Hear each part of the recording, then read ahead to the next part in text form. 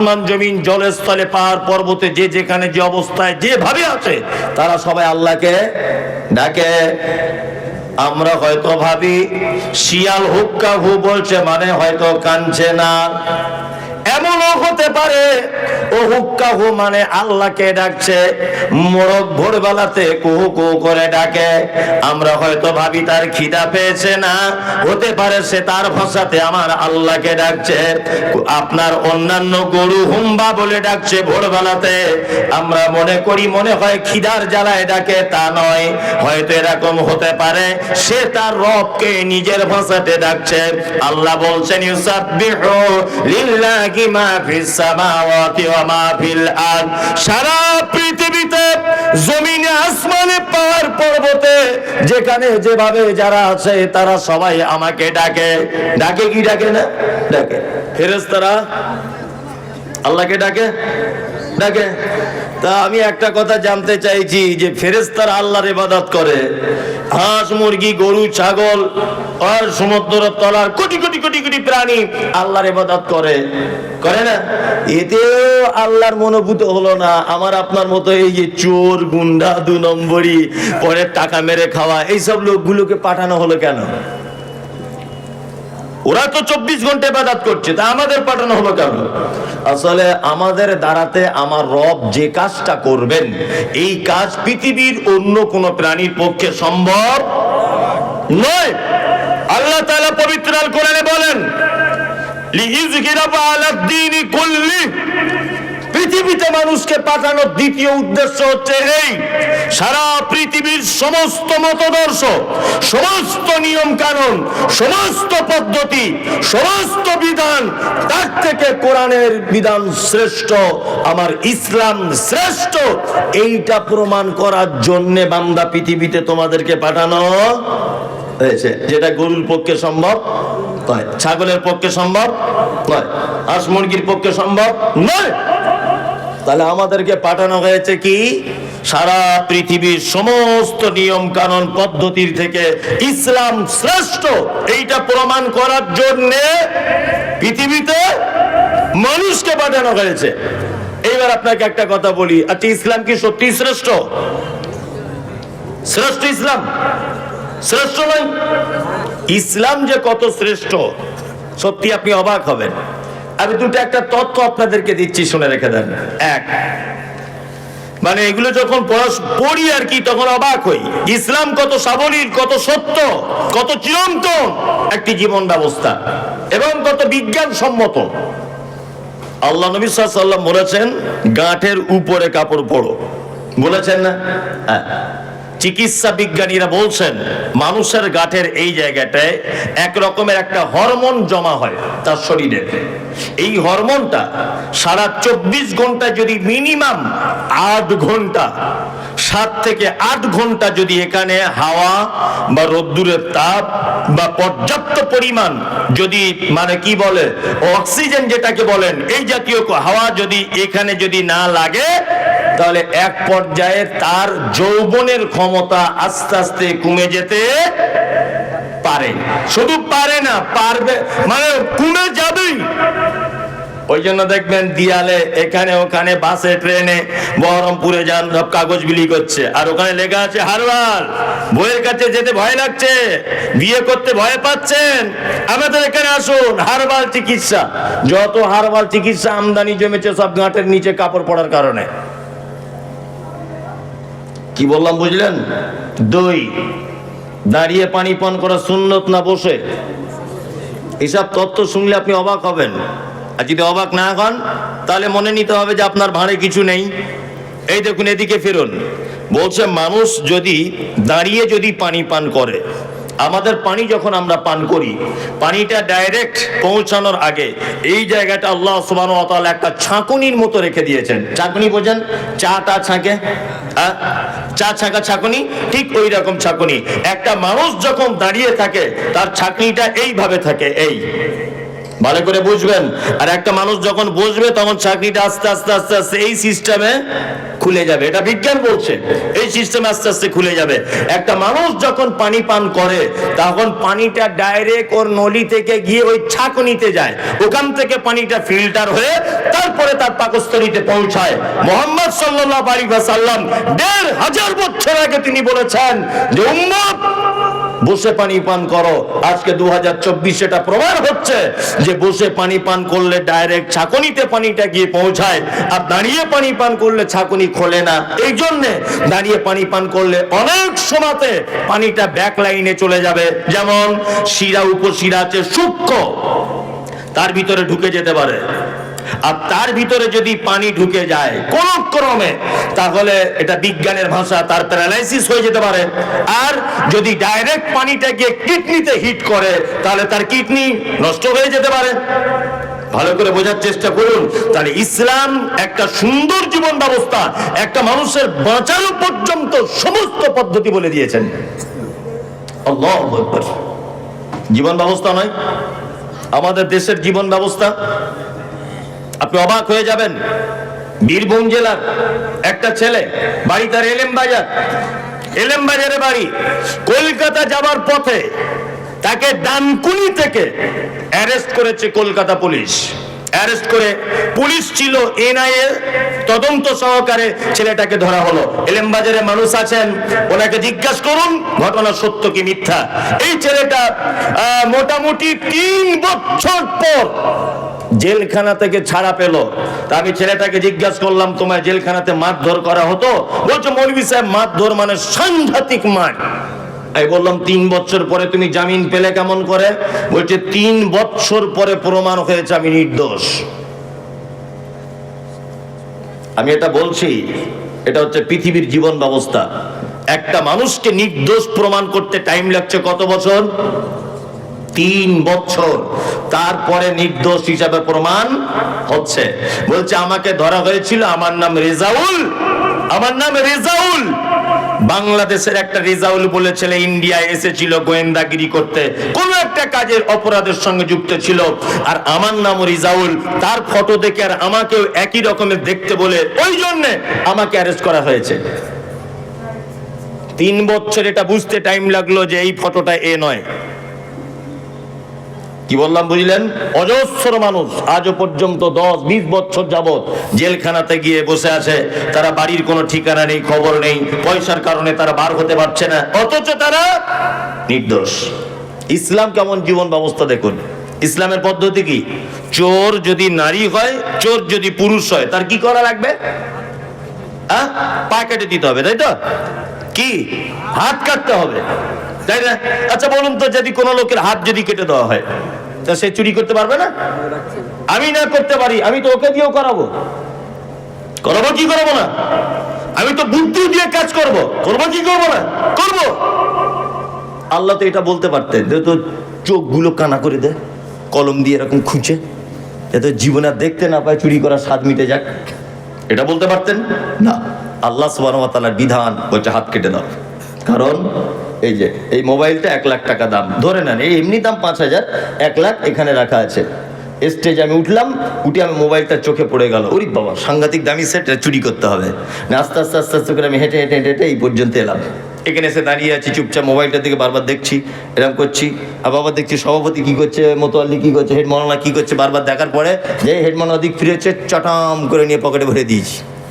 আচ্ছা বলুন তো, পকেটে ভরা পর্যন্ত সব থেকে আমার সহযোগিতা বেশি করেছে কে? হাত। আমার পা চুরি করার জন্য হেঁটে হেঁটে এসেছে, কিন্তু পকেটে ঢোকাতে পারিনি। পেরেছে না? আমার চোখ দেখেছে কিন্তু পকেটে ঢোকাতে পারিনি। আমার পা হেঁটে এসেছে, মন বলেছে কিন্তু পকেটে ঢোকাতে পারিনি। ফাইনাল কাজ করেছে কে? হাত। ইসলাম বলেছে হাত, হাত কেটে দাও। কারণ ফাইনাল কাজ যে করেছে সে অপরাধী। কি বললাম বুঝলেন? ইসলাম কত সুন্দর জীবন ব্যবস্থা। আল্লাহু আকবার। আল্লাহ সুবহানাহু ওয়া তাআলা বলছেন ইযহিরাবু আলা দীনি কুল্লি। তোমাদেরকে পৃথিবীতে এই কারণে পাঠানো হয়েছে যে ইসলাম যে শ্রেষ্ঠ, এইটা প্রমাণ করার জন্যই তোমাদেরকে পৃথিবীতে পাঠানো। এবার আপনাদেরকে একটা কথা বলছি, এক, আমাদের বর্তমান সারা ভারতবর্ষের যে অবস্থা, তাতে করে ইসলাম শ্রেষ্ঠ এটা প্রমাণ করা সহজ না কঠিন? কঠিন, তাই না? সহজ না কঠিন? কঠিন। মুহাম্মদ সাল্লাল্লাহু আলাইহি ওয়াসাল্লাম বলেছেন, তুমি যখন রাস্তা দিয়ে চলবে কোন দিকে চলো? ডান দিকে চলো। আমরা চলি কোন দিকে? বাম দিকে। তার মানে এটা ভারতীয় একটা সিস্টেম, আমাদের দেশের সংবিধান, আমাদের দেশের নিয়ম যে যখন কোন জনগণ যখন চলবে বাম দিকে চলতে হবে, ডান দিকে চলা যাবে না। আমি যদি এখন মোটরসাইকেল নিয়ে রাস্তাতে চলতে চলতে দাদাগিরি দেখিয়ে বলি হযরত মুহাম্মদ বলেছে ডান দিকে যেতে, আমি ডান দিকে যাব, আমি কারো কথা শুনবো না, অ্যাক্সিডেন্ট হবে কি হবে না? হবে। তার মানে ডান দিকের হাদিস আমরা আর মানতে পারছি না। দুই নম্বর হচ্ছে এই সুদ। আল্লাহ নবী সাল্লাল্লাহু আলাইহি ওয়াসাল্লাম সুদের যত প্রকার গুনার কথা বলেছেন, তার নিম্ন পাপ হচ্ছে তার মায়ের সাথে ব্যভিচার করলে যে পাপ হয়, এই পাপ তার আমলনামাতে তুলে দেওয়া হয়। বলুন, ভারতবর্ষের মাটিতে বা বাংলার মাটিতে সুদ মুক্ত কোনো মানুষ আছে? নেই। যদি বলছেন আমি আছি, নেই। আপনার এমন কৌশল করে ব্যাংকিং সিস্টেমে আপনাকে ঢুকিয়ে দেওয়া হয়েছে, আপনার বউ তো লক্ষ্মীর ভান্ডারও পায়, তাই না? তার মানে যেমন হোক করে, আমি লক্ষ্মীর ভান্ডার সুদ এটা বলিনি, আমি বলছি অ্যাকাউন্ট আছে মানে 10,000 টাকা 1 বছর ধরে জমা করে রেখেছেন, 10,000 টাকা তো সুদ হয়। তার মানে যে কোনো প্রকার আপনি সুদের সঙ্গে জুড়ে আছেন। তার মানে পাপ থেকে সরে আসা সহজ না কঠিন? কঠিন। তাই আমরা কঠিন গুলো যদি মানতে নাও পারি, প্রতিষ্ঠা করতে নাও যদি পারি, তাহলে অন্তত সহজ গুলোতে পারবো। পারবো কি পারবো না? পারবো। আপনি বিডিও অফিসে দাঁড়িয়ে আছেন, সবাই 100 জন লাইন দিয়ে, চৈত্র মাসের প্রখর রোদ্দুর, সবাই পানি পিপাসার কারণে ঢক ঢক করে দাঁড়িয়ে পানি পান করছে। আপনি 10 টাকা দিয়ে একটা পানির বোতল নিয়ে আপনি বিডিও অফিসে লাইনের মাঝখানে দাঁড়িয়ে 3 নিঃশ্বাসে পানিটা পান করুন।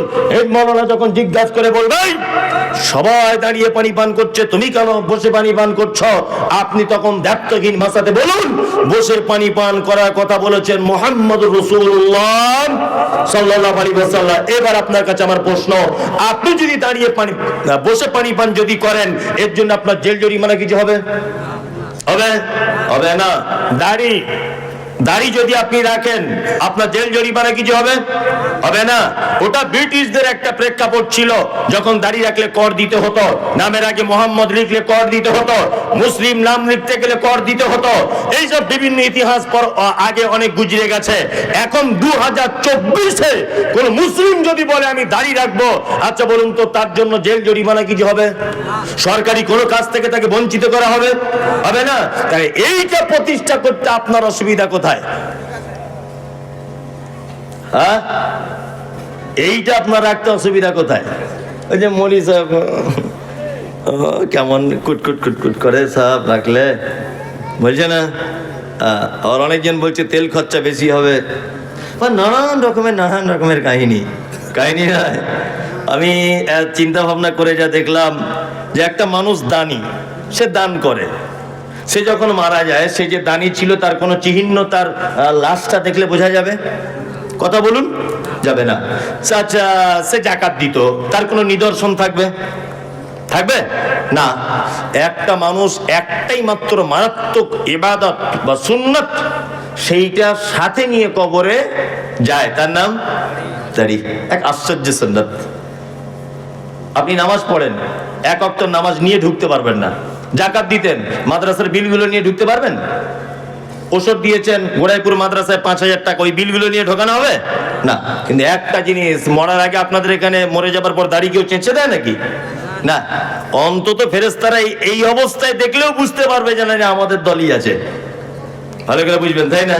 ওই জন্য আপনাদেরকে বলছি, এটা রাগ করিয়েন না। আর আপনার রাগের কোনো বিষয় নেই, এটা একটা ইসলামিক কথা। আপনি রাখতে পারছেন না, এটা ভিন্ন ব্যাপার। কিন্তু আমি বলবো আপনি রাগ করবেন এটা নয়, তাহলে আপনি আর মুসলিম থাকতে পারবেন না। আপনি কোন জিনিস মানতে পারছেন না, আপনাকে বলা হচ্ছে, আপনি লজ্জিত হচ্ছেন যে না মৌলী সাহেব আপনি যেটা বলছেন ঠিকই, আমি মানতে পারছি না।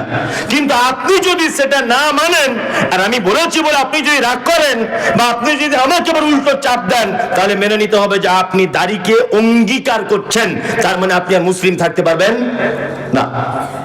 একজনকে বলছি চাচা নামাজ পড়ো, বলছে নামাজ পড়ে তুই কি পেয়েছিস? ভালো করে বুঝি, আমি কিছুই পাইনি। বলছে নামাজ পড়ে তুই সে মাটির ঘরে শুয়ে আছিস, আমি নামাজ না পড়ে দুতলা বাড়িতে আছি। ওর সঙ্গে সঙ্গে ইমান চলে গেছে। ও যদি এটা বলতো যে মৌলভী সাহেব খুব লজ্জার ব্যাপার, আমি পড়তে পারছি না, পড়তে হবে, সত্যি আমি ভুল করছি, তাহলে ও ঠিক ছিল, নামাজ না পড়ুক কিন্তু ঠিক ছিল।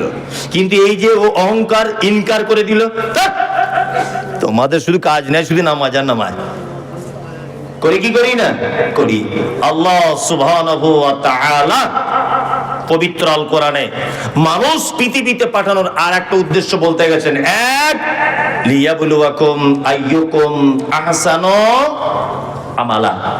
আল্লাহ বলছেন আমি হায়াত আর মাউতকে সৃষ্টি করেছি এই কারণে, অর্থাৎ মানুষকে সৃষ্টি করেছি এই কারণে যে তোমাদের ভিতরে সর্বশ্রেষ্ঠ উৎকৃষ্ট আমল কে করে আমার কাছে আসতে পারবে।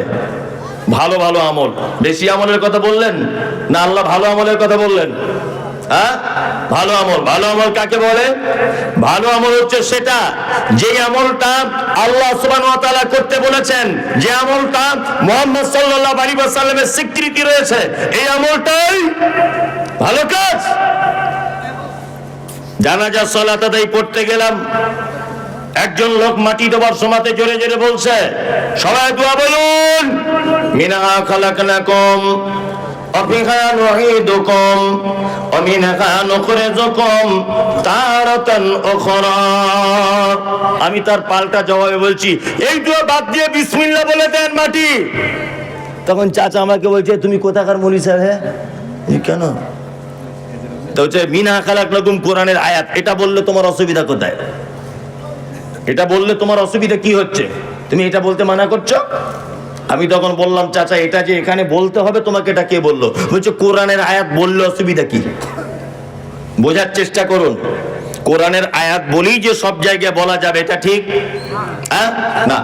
রুকুতে গিয়ে কি বলতে হয়? আল্লাহু আকবার। রুকুতে গেলাম, গিয়ে কি বলি? সুবহানা রাব্বিয়াল আযীম বলি না? তো ওইটা ওই জায়গায় যদি বলি ইন্না আতাইনাকাল কাউসার ফাসাল্লি লিরাব্বিকা ওয়ানহার ইন্না শানিয়াকা হুয়াল আবতার, নামাজ হবে না বাতিল? বাতিল। একই তো জিনিস, একই জিনিস নয়? একই তো। সুবহান রাব্বিয়াল আযীম, এর থেকে উত্তম কথা আমি বললাম না কোরআনের আয়াত? তার মানে বোঝা যাচ্ছে সব জায়গাতে সবটা ফিট করা যাবে না। উত্তম হচ্ছে সেইটা যেটা আল্লাহর আদেশ রয়েছে আর মুহাম্মদ সাল্লাল্লাহু আলাইহি ওয়াসাল্লামের আদেশ রয়েছে, এটা উত্তম। বড় বড় আলেমরা বসে আছেন স্টেজে, আমাদের নবী মুহাম্মদ সাল্লাল্লাহু আলাইহি ওয়াসাল্লাম তিনি বলছেন কোন মানুষ যখন মৃত্যুর অবস্থায় থাকে, সে যখন একদম অন্তিম শয্যায় পৌঁছে যায়, তখন তোমরা বলো লা ইলাহা ইল্লাল্লাহ। তোমাদের বলাতে যদি ওই লোকটা একবার বলে দেয় লা ইলাহা ইল্লাল্লাহ, তাহলে নবীজি বলছেন ওই লোকটা যাবে কোথায়? জান্নাতে। তবে ওকে বলার আদেশ করতে পারবেন না যে ভাই বলো লা ইলাহা ইল্লাল্লাহ, ভাই বলো লা ইলাহা ইল্লাল্লাহ, না। আদেশ করলে একটা বিপরীত দিকে ক্ষতি আছে, সেটা হচ্ছে এই ও মৃত্যু যন্ত্রণায় আছে। আপনি যদি তাকে প্রেসার করেন, ও অস্বীকার করে দিতে পারে, ও গাল দিয়ে দিতে পারে, ও অসহ্য যন্ত্রণায় উল্টো পাল্টা কিছু বলে দিতে পারে। এই কারণে আপনার উচিত হবে আপনি নিজে বলবেন লা ইলাহা ইল্লাল্লাহ। আপনার ভাই যদি ওটা শুনে যদি বলে লা ইলাহা ইল্লাল্লাহ, তাহলে অবশ্যই ওর থাকার জায়গা জান্নাত। আপনার আব্বা এইরকম মুহূর্তে রয়েছে, আপনি চলে গেলেন কোন মাদ্রাসায়, গিয়ে কারি সাহেবকে ডেকে বলছেন কারি সাহেব তাড়াতাড়ি করে আসুন, আমার আব্বা যায় যায় ভাব। কারি সাহেব বলছে আমার অন্য জায়গায় দাওয়াত আছে, আমি 4টে ছেলে পাঠিয়ে দিচ্ছি। 4টে ছেলে পাঠিয়ে দেওয়া হয়েছে, 4 জনা বড় বড় সাইজের কোরআন মাজিদ নিয়ে দুলে দুলে বলছে ইয়াসিনুল কোরআনিল হাকিম ইন্নাকা লামিনাল মুরসালিন। ফেরেশতারা একদম বাঁশ রেডি করে রেখে দিয়েছে। তুই কোথা পেলি ইয়াসিন? এখন ইয়াসিন এটা কোরআনের একটা সূরা, তাই না? এই মুহূর্তে এখানে পড়ার ব্যাপারে হযরত মুহাম্মদ সাল্লাল্লাহু আলাইহি ওয়াসাল্লামের কোনো আদেশ আছে? আছে। তার মানে এটা ভালো কাজ না খারাপ কাজ? অবশ্যই খারাপ কাজ। আমি আপনাদেরকে কয়েকটা ভালো কাজের আদেশ আল্লাহ নবী সাল্লাল্লাহু আলাইহি ওয়াসাল্লামের তরফ থেকে দিয়ে দিচ্ছি। আর কয়েকটা ভালো আমল করার জন্য বিনীত অনুরোধ করে দিচ্ছি। আমি জানি শীতকালীন রাত, আমি এসেই বুঝতে পেরেছি যে আমি যখন বক্তব্য দেবো তখন আর মানুষের ধৈর্য থাকবে না। যত দামির বক্তাই হোক না কেন, যত স্বাদের বক্তাই হোক, মানুষ শীতকালে ধৈর্যের বাইরে চলে গেলে আর থাকবে না। তারপরেও যারা আপনারা আছেন টুক টুক টুক টুক করে শুনে নেন, আমি 2-5টা কথা বলে দিই। এক, ভালো কাজ বলে দিচ্ছি, আমল করবে ইনশাআল্লাহ? ইনশাআল্লাহ আমল করবে তো? ইনশাআল্লাহ। এক, আল্লাহ নবী সাল্লাল্লাহু আলাইহি ওয়াসাল্লাম বলেছেন, হাক্কুল মুসলিমি আলাল মুসলিমি খামসিন রাদ্দুস সালাম। এক মুসলমান আর এক মুসলমানের উপরে 5টা হক। আর একটা রওয়ায়াতে এসেছে 6টা, তা আমি 5টারটা বলছি। এক, কোন মুসলিমের সঙ্গে দেখা হলে তুমি বলবে কি? আসসালামু আলাইকুম। আচ্ছা, এইটা বলতে গিয়ে পয়সা খরচা হলো, অথচ 10টা নেকি পেয়ে গেলেন, তাই না? আমি শুনেছি আপনার ছেলে নাকি ইংলিশ মিডিয়ামে পড়ছে, আলহামদুলিল্লাহ, ভালো জিনিস। ও ফটর ফটর করে ইংরাজি বলে, good morning, good evening, good afternoon বলে না? আপনার ছেলে যদি একদিনে good good good good good good good good করেই যদি যায়, 4 আনা নেকি হবে বলে মনে হয়? হবে না। আপনার ছেলে ইংলিশ মিডিয়ামে পড়ুক, এটা আমার আপত্তি নেই। আপনি অন্তত পক্ষে বাড়ি এলে বলবেন যে তোমার চাচার সঙ্গে দেখা হলে গুড মর্নিং বলতে হবে না, বলো মুহাম্মদ সাল্লাল্লাহু আলাইহি ওয়াসাল্লামের শেখানো আসসালামু আলাইকুম, এটা বলো। সালাম সবাইকেই দেবো আমরা ইনশাআল্লাহ। বউকে দেওয়া যাবে না, বউকে দেওয়া যাবে? বউকে দেওয়া যাবে না। বউকে দিলে খুব মনীষার লজ্জা লাগে,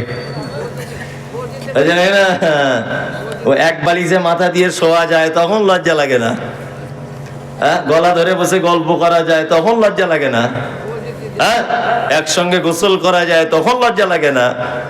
প্রেমের গল্প করা যায়, তখন লজ্জা করে না? আর আসসালামু আলাইকুম মনীষার কি করে বলবো? খুব লজ্জার ব্যাপার না? সবাইকে সালাম দেয়, বউকে দেয় না, তাই না? আমাদের পশ্চিম বাংলার প্রায় ফ্যামিলিতে স্বামী স্ত্রী অশান্তি হচ্ছে না? হচ্ছে কি হচ্ছে না? হচ্ছে। আজকে থেকে আর হবে না। আপনি একটা আমল করুন আজকে থেকে, ছোট আমল, আমলটা করুন, দেখবেন আর হবে না ইনশাআল্লাহ। এক, আসসালামু আলাইকুম বাংলা মানে কি? আল্লাহ তুমি তার উপর শান্তি বর্ষণ করো, তাই তো? আর ও প্রতি উত্তরে কি বলবে? ওয়ালাইকুমুস সালাম, আল্লাহ তোমার উপরও শান্তি বর্ষণ করুক। তার স্বামী স্ত্রী ঝগড়া হয়েছে, ধরে নেন, বাড়ি ঢুকলেন, আসসালামু আলাইকুম, খাদিজা কি করছো? ও যত বদমাশ মেয়েই হোক, সালামের উত্তরটা অন্তত নিবে। ও উত্তরে কি বলবে? ওয়ালাইকুমুস সালাম। কোন রকম আছি, বেশি ভেটা ভেটা করো না, যাই করুক, কিন্তু সালামের উত্তরটা নেবে, নেবে কি নেবে না? তাহলে আপনি যদি দিনে 10 বার যদি এটা বলেন যে তোমার উপরে আল্লাহর তরফ থেকে শান্তি বর্ষণ হোক, আর ও যদি বলে তোমার উপরেও হোক, আর একবার যদি কবুল হয়ে যায়, তাহলে আর অশান্তি থাকবে? থাকবে? থাকবে না। এই পদ্ধতিটা সত্যি খুব ইম্পর্টেন্ট একটা পদ্ধতি। আপনার স্ত্রীকে বেশি করে সালাম দেবেন। কি বললাম বুঝলেন? 2, নিজের বাড়িতে হোক অপরের বাড়িতে হোক, লা তাদখুলুল বুয়ুতা গায়রা বুয়ুতিকুম, নিজের বাড়ি হোক অপরের বাড়ি হোক, যখন ঢুকবেন কি বলে ঢুকবেন? আসসালামু আলাইকুম। কেন বলতে হবে এটা? আগে আপনাকে বলেছি, সারা পৃথিবীর সব থেকে উত্তম জীবন ব্যবস্থা, তার নাম হলো ইসলাম। আপনার বাড়িতে একটা বেটি রয়েছে, আপনার বয়সটা 16 বছর, আপনি বাড়িতে নাই, আপনার বিবি আর আপনার বেটি দুজনা শীতকালে গোসল করে বারান্দায় বা বাড়ির আঙিনাতে রোদ্দুরে বসে আছে চুল খোলা অবস্থায়। আপনার 16 বছরের বেটির বুকে ওড়না নাই, আপনার বাড়িতে বৌমা রয়েছে, গায়ে চাদর নাই, শাশুড়ি আর বৌমা দুজনা বসে আছে মোটামুটি আগলা অবস্থায়। আগলা মানে ইম্পর্টেন্ট জায়গাগুলোতে সব ঢাকা রয়েছে, কিন্তু তার বগলে ফাঁকা, এইদিকে তার পেট ফাঁকা, এইদিকে হাঁটুর নিচে ফাঁকা, তেল মাখছে শীতকালে রোদ্দুরে বসে বসে। আর আপনি যদি হঠাৎ করে বাড়ির ভিতরে ঢুকে যান, আর আপনার বেটি যদি এই অবস্থায় থাকে, আর আপনার বৌমা যদি এই অবস্থায় থাকে, তাহলে বলুন তো দেখি, বৌমা আর আপনার বেটি লজ্জা পাবে কি পাবে না? ইসলাম বলেছে তুমি দরজায় দাঁড়িয়ে থেকে বলবে, আসসালামু আলাইকুম, ও আয়েশার মা, আমি বাড়িতে চলে এসেছি, তাড়াতাড়ি করে দরজা খোলো। তোমার স্ত্রী আস্তে আস্তে করে দরজা খুলতে আসবে, তোমার মেয়ে চলে যাবে ঘরের ভিতরে, ঘরের ভিতরে গিয়ে তার প্রয়োজন মতো পোশাক পরে নিবে, গায়ে ওড়না নিয়ে নিবে। আর তখন যদি আপনি বাড়িতে প্রবেশ করেন, আপনিও লজ্জা পাবেন না, আপনার বেটিও লজ্জা পাবে না। এই জন্য ইসলাম বলেছেন নিজের বাড়িতে হোক অপরের বাড়িতে হোক, তোমরা সালাম দিয়ে প্রবেশ করবে।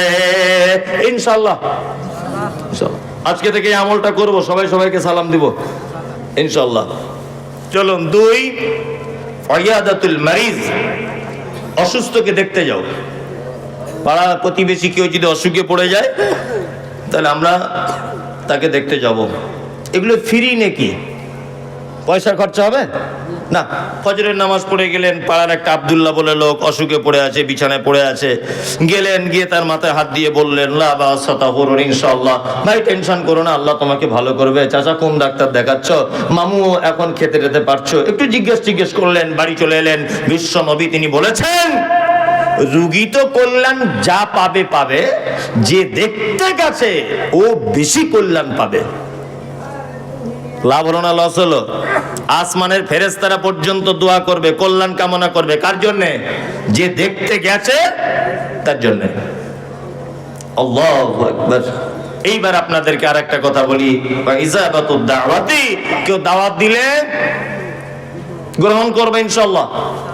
ইনশাআল্লাহ দাওয়াতের ব্যাপার ইনশাআল্লাহ তো বলতেই হবে। গরুর গোশতের ব্যাপার আছে, তাই না? ওই দেখি তো মাদ্রাসার জলসা টলসা হলে মানে গেট ভেঙে ফেলছে এরকম করে। কিছু কিছু মাদ্রাসা মনে হচ্ছে জীবনে খাই নাই, ও গরুর গোশত চোখেই দেখিনি, এরকম একটা মনে হয় আর কি। আপনাদের এখানে গোড়াই ফিরে কথা বলছি না, ওই আরে অন্যান্য যত মাদ্রাসা জলসা বা মসজিদের ঈদগাহ জলসা হয়, ডেলিগেটে মনে হচ্ছে গেট ভেঙে ফেলছে। আশ্চর্য ব্যাপার, এটা ভদ্রতাটুকু নেই। আচ্ছা নেই, আশ্চর্য ব্যাপার। দাওয়াত বৈধ হলে কবুল করবেন ইনশাআল্লাহ। অবৈধ দাওয়াত তাহলে কি না, কিছু কিছু দাওয়াত বাড়ি আছে, আপনি যাবেন না, আপনার থেকে সেজন্য একটা শিক্ষা পায়। যেমন ধনী গরিবের বৈষম্য রেখে যে দাওয়াত বাড়িতে খাবার পরিবেশন করা হয়, একই প্যান্ডেল, একটাই সিস্টেম, একই ক্যাটারিং এর মালিক, কর্মচারীরা মাল দিচ্ছে, ওইদিকে দিচ্ছে খাসি আর এদিকে দিচ্ছে গরু। এইরকম কোন পরিস্থিতিতে যদি আপনি পড়েন, কোন আপনার বিবাহের অনুষ্ঠানে বা কোন অনুষ্ঠানে যদি আপনি দেখেন, তাহলে আপনাকে রিটার্ন চলে আসবেন, এটা আপনার জন্য উত্তম। কারণ ইসলামে কোনো বৈষম্য নেই। গরিবের যে সম্মান, ধনীর একই সম্মান। লম্বা কালো বেঠে পরিষ্কার, সাদা চোখ কালো চোখ কটা চোখ, কারোর কোনো ডিফারেন্স নেই। আরব অনারব কোনো ডিফারেন্স নেই। আল্লাহর নিকটে ওই লোক সবথেকে উত্তম যার ভিতরে তাকওয়া, পরহেজগারিতা বেশি, আল্লাহ ভীরুতা বেশি। 2, এমন একটা বৈঠকে আপনাকে দাওয়াতের জন্য আহ্বান করা হলো, যে বৈঠকে বা যে দাওয়াত বাড়িতে আপনি গিয়ে দেখছেন বাদ্যযন্ত্র বাজছে। এখন তো গান বাজনা ছাড়া বিয়ে শাদী হয় না, তাই না? আপনাদের এলাকাতে হয়তো হয় না, আমাদের ওদিকে হয়, সব জায়গায় হয় না, কিছু কিছু বাড়িতে আসে। আল্লাহু আকবার।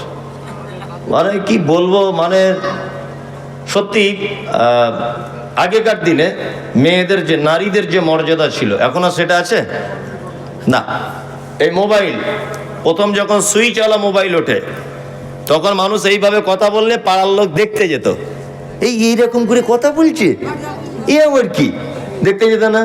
তারপরে যখন এই স্ক্রিন টাচ মোবাইলটা উঠে গেল, তখন লোক আশ্চর্য হয়ে গেল, উড়ি বাবা, হাত দিলে আলো জ্বলছে, ও ছবি বার হচ্ছে, উড়ি বাবা, তাই না? আচ্ছা, এখন আর সেই আশ্চর্য ব্যাপারটা এখন আর আছে নাই? প্রথম প্রথম যখন অ্যাপেলের মোবাইল ওঠে, তাই না, অ্যাপেলের সেট যখন ওঠে, তখন ওটার খুব দাম ছিল না? খুব দাম। ওরে বাবা, অ্যাপেলের সেট। জি, ও ও, 2-3 মিনিট। কে?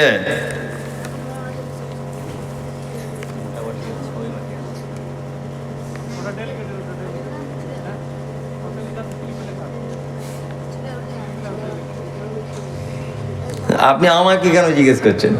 হেড মহল্লা বসে আছে, আমি আমাকে কেন জিজ্ঞেস করছেন? আমি কি বড় আলেম নাকি? আমি বক্তা?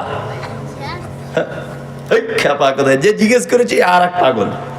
আমি উত্তর দেবো না, আমি জানি তবুও বলবো না। কি বললাম? সামান্য ব্যাপার, হেড মহল্লা বলে দেবে, আমি কেন বলতে যাব? আমি প্রশ্নের উত্তর দেওয়ার ক্ষমতা রাখি না। তবে একটা ছোট্ট কথা, যেটা ফতোয়াবাজি নয়, কিছু নয়, এটা জানার বিষয়, জানিয়ে দিই। যদি আপনার জোহর, আসর, মাগরিব এই সমস্ত নামাজগুলি যদি আপনার কাজা হয়ে যায়, তাহলে আপনার ধরে নেন জোহরের নামাজ কাজা হয়ে গেল, তাই তো? আসরের মসজিদে গেছেন, দেখছেন আসরের নামাজ চলছে, আপনি আসরের নামাজে দাঁড়াবেন, কিন্তু জোহরের নিয়ত করে দাঁড়াতে হবে।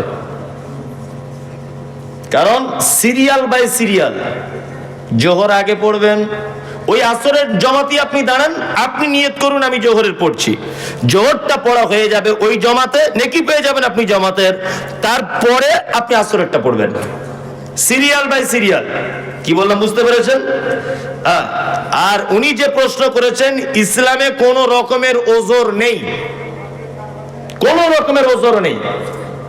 উনি বলছেন আমি সকাল 8টায় কাজে যাই, সন্ধ্যা 6টায় বাড়ি আসি, মালিককে বলি জোহর আসরের নামাজ পড়বো মাগরিবের, আমার মালিক আমাকে ছুটি দেয় না, আমি বলবো তুমি ও কাজ ছেড়ে দাও, ও কাজ ছেড়ে দাও, দিয়ে অন্য কাজ করো, কোন রকমের অপশন নেই, ও কাজ তুমি ছেড়ে দাও, যে অন্য কাজ দেখো, পৃথিবীর জমিনে অনেক কাজ রয়েছে, সেই কাজগুলো তুমি দেখো। যাই হোক, যে কথা বলছিলাম, আমি বলতে বলতে লাইনচ্যুত হয়ে গেছিলাম, এইদিকে প্রশ্নটা এলো বলে।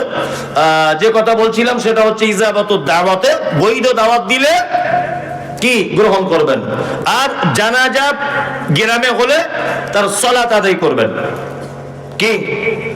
আর জানাজা সংক্রান্ত আর একটা কথা বলে দিই, সেটা হচ্ছে যে কেউ মারা গেল, আপনি জানাজা পড়তে চলে গেলেন না, মাঝে সাঝে দুটো একটা জানাজায় শিক্ষা দেওয়ার জন্য আপনি যাবেন না। যদি বলছেন এটা কেমন কথা, আপনি তো মারাত্মক গেঁড়াকল বলে দিয়ে চলে গেলেন, আমি বলিনি। আব্দুল হামিদ ফাইজি আল মাদানী হাফেজাহুল্লাহ সাহেব ছিলেন একটা বড় মাপের আলেম, তিনি একটা বই লিখেছেন জানাজা দর্পণ।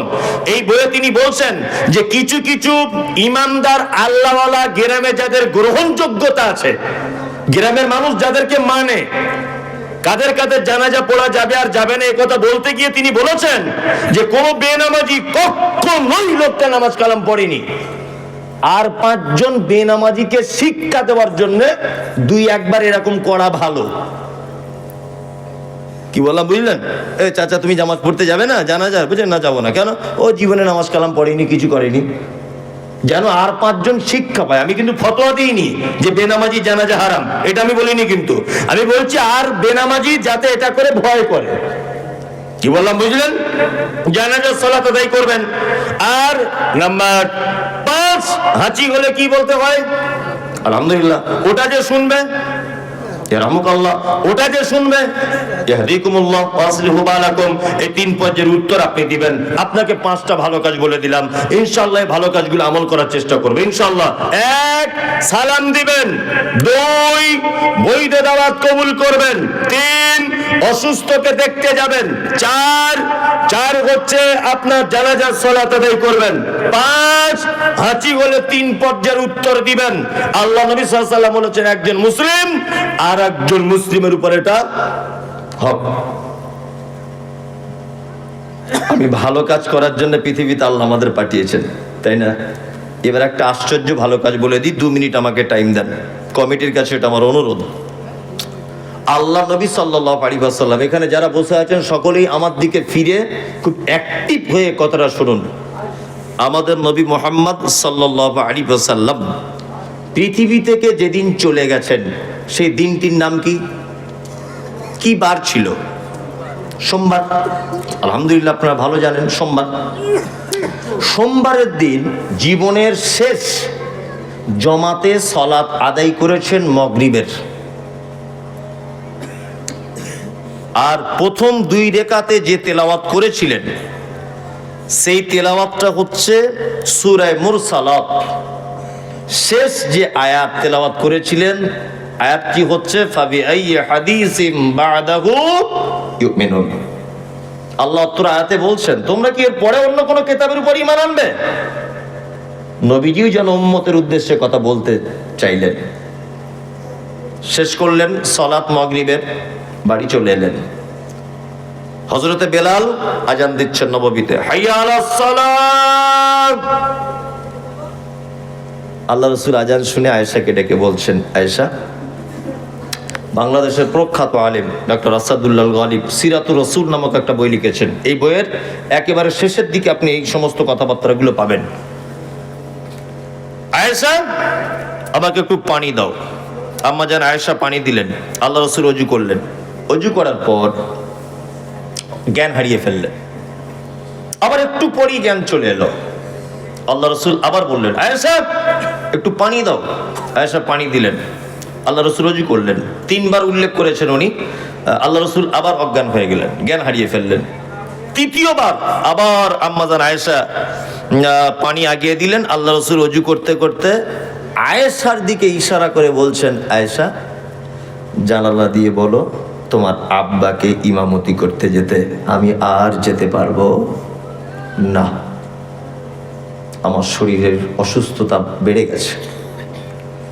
আম্মা জান আয়েশা মসজিদে নববীর জানালার পর্দাটা সরিয়ে দিয়ে আব্বাকে ডেকে বলছেন, আব্বু আল্লাহ রাসূল আপনাকে ইমামতি করতে যেতে বলেছেন।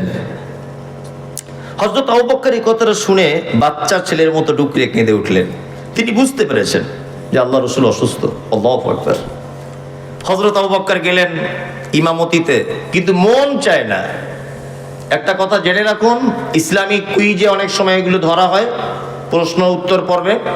হযরত আবু বকর আল্লাহ নবী সাল্লাল্লাহু আলাইহি ওয়াসাল্লামের জীবদ্দশাতে বেঁচে থাকা অবস্থায় 17 ওয়াক্তের ইমামতি করেছেন। কত ওয়াক্তের? 17।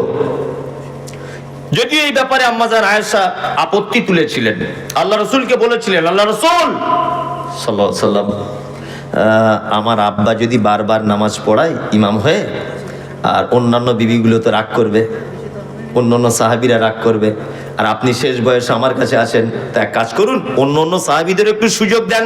তখন আল্লাহ রাসূল খুব কড়া মেজাজে আয়েশাকে বলছে, আয়েশা আরে আমি বলছি আবু বকর কি ইমামতি করতে, আর তুমি বলছো অন্যজনকে? কখনোই নয়, তোমার আব্বা ইমামতি করবে। ইমামতি করলেন। বৃহস্পতিবার মসজিদে যেতে পারলেন না, শুক্রবার যেতে পারলেন না, শনিবার হযরতে বেলাল আজান দিচ্ছেন। আল্লাহ নবী সাল্লাল্লাহু আলাইহি ওয়াসাল্লাম দুজন সাহাবীর কাঁধে ভর দিয়ে একটু সুস্থ বোধ করলেন।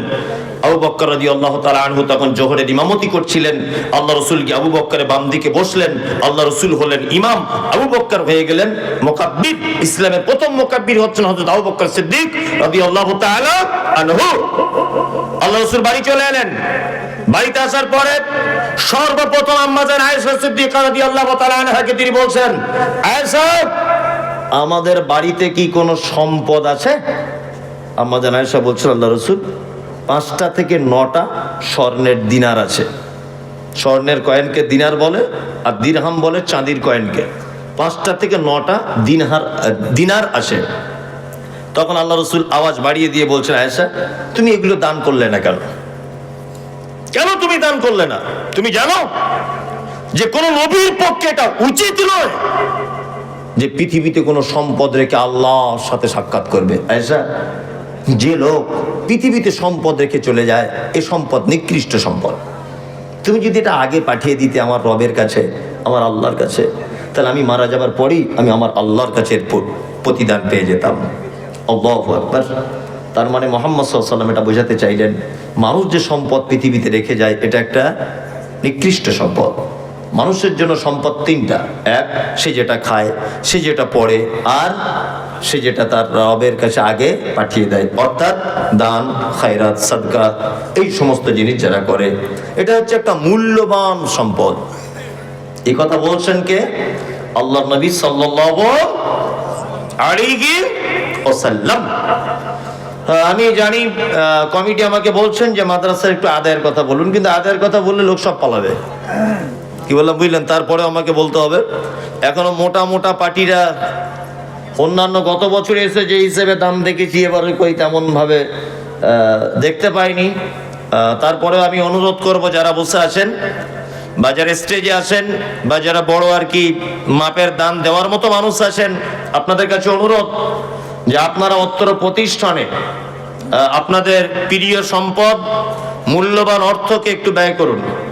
বিনীত অনুরোধ, যারা এখানে আছেন, আপনারা যারা বসে আছেন, তানবীর ভাই 1000 টাকা করে চেয়েছেন, ওরকম 1000 করে দিলে, 500 করে দিলে তো মাদ্রাসা চলবেই না, প্যান্ডেলে খরচাই উঠবে না,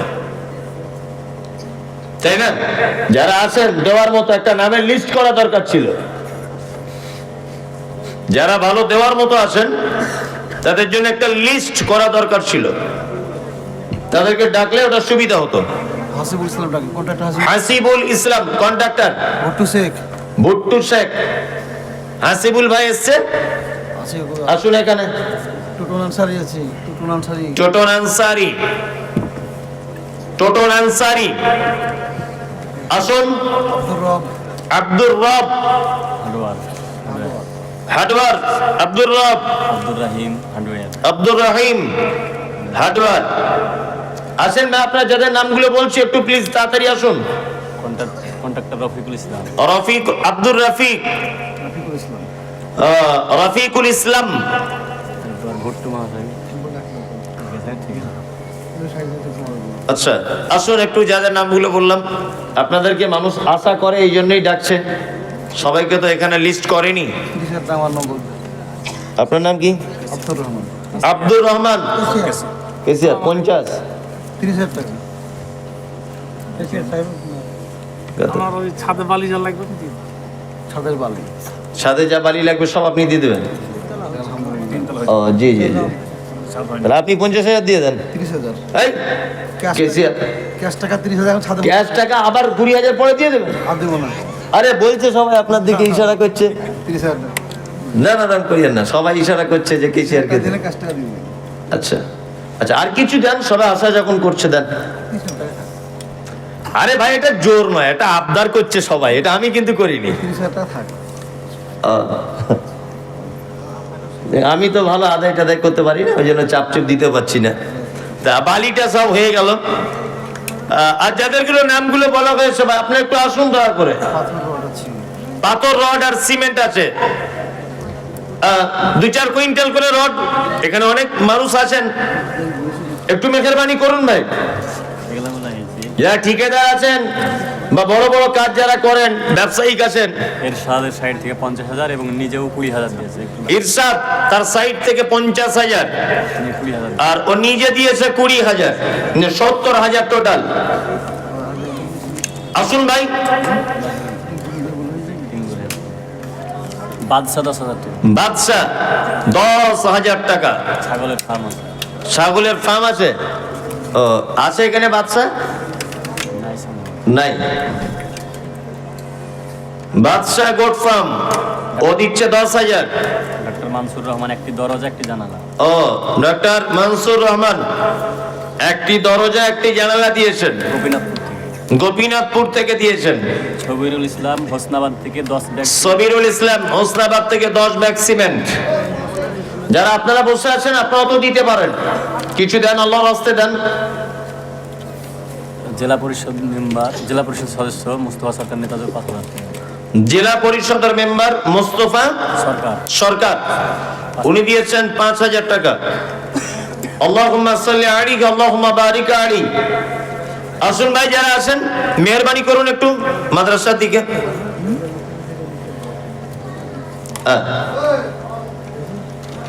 কই যাদের নামগুলো বললাম তারা কেউ এলো না, আসলে কেউ নেই মনে হচ্ছে এখানে। হাসিবুল আছে। হাসিবুল কই? সভাপতি সাহেব আছে। হ্যাঁ?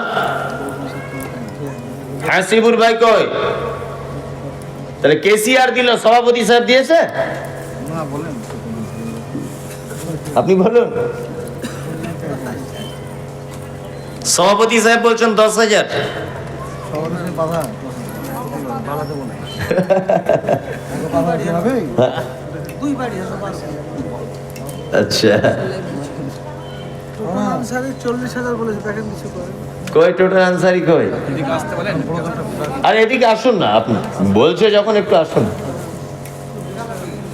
আসুন আসুন। সবাই আপনার উপরে আশা করছে আপনাকে নিশ্চয়ই, এটা তাছাড়া কিছু না, জোর জবরদস্তি না। আপনি খুশি মনে দিলে সবাই আল্লাহ খুশি হবে। 40 সবাই বলছে আর আর একটু দিতে। আচ্ছা 50। আচ্ছা এই টোটাল 50,000 দিল, আলহামদুলিল্লাহ।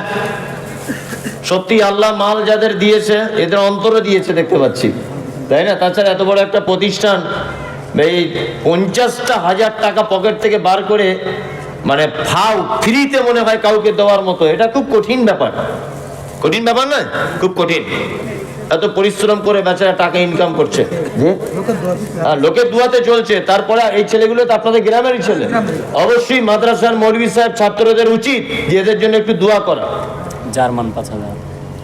যে সমস্ত ভাইরা দিচ্ছেন, এই টোটন ভাই, এই কেশিয়ার ভাই আছেন, এনাদের জন্য ছাত্রদের বলবেন সব দোয়া করতে।